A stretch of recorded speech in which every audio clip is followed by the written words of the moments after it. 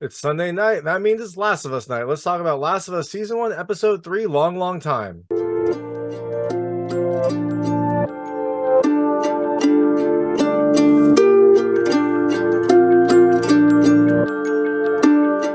Hey everyone, this is David Stark from Watcher Pass, and I'm here to talk to you about The Last of Us Season 1, Episode 3, Long, Long Time, which premiered on January 29th, 2023. It is the third episode in The Last of Us series, and oh my gosh, it just keeps getting better. I love this series, and every episode, I think, just kind of adds another layer to this whole series. Definitely, my recommendation is watch it.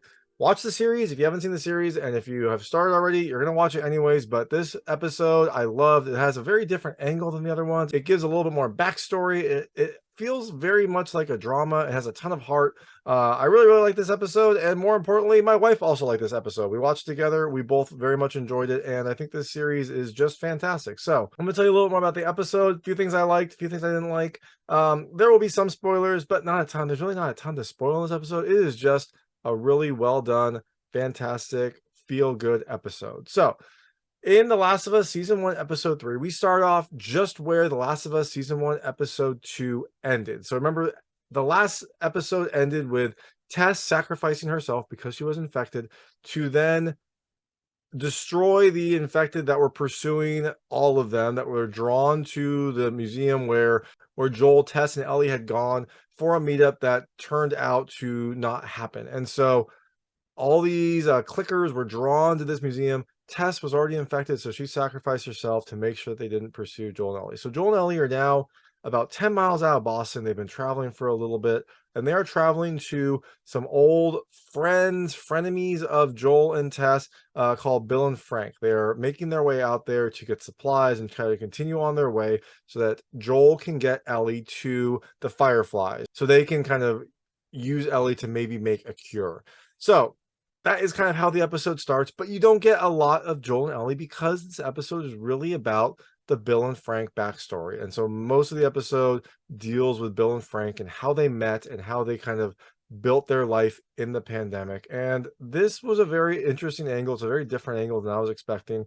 And I loved it. I really loved seeing their relationship, seeing kind of them evolve and seeing kind of how a group of people could try to build a normal life in this crazy, crazy world. So, things I liked about this episode.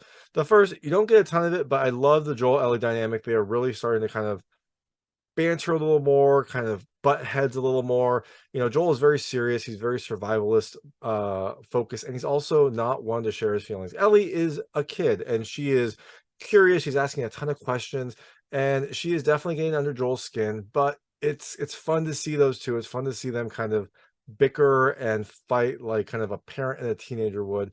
So I really enjoyed that. Although again, you don't see a ton of that in this episode because a lot of it is devoted to the second thing I really love, which is Bill and Frank. Like I love seeing them. I love seeing their relationship develop. It was a really sweet, kind of heartfelt series. I expected it to be a pretty short part of the episode, just like a little bit of backstory, but it ended up being, I think, the majority of the episode. They kind of really went through how they met, how they kind of built their life, and the small triumphs that they had in this pandemic world. And so I really loved that. I love that that was the focus of this episode because really does give you kind of a sense of normalcy in this crazy, crazy world. The third thing I really liked is the music. The music is beautiful. There is some, the music has been good throughout this series, but this just kind of takes to another level, especially during some of the emotional scenes. You have some really, really beautiful music. And it might be music you've heard before. I definitely have heard the song that played during kind of one of the big climaxes of the episode. I just can't put my finger on it. If someone else knows what movie it's from or what movie has used it before in another emotional scene, please, please tell me because I love that song. I was racking my brain, but I couldn't place it.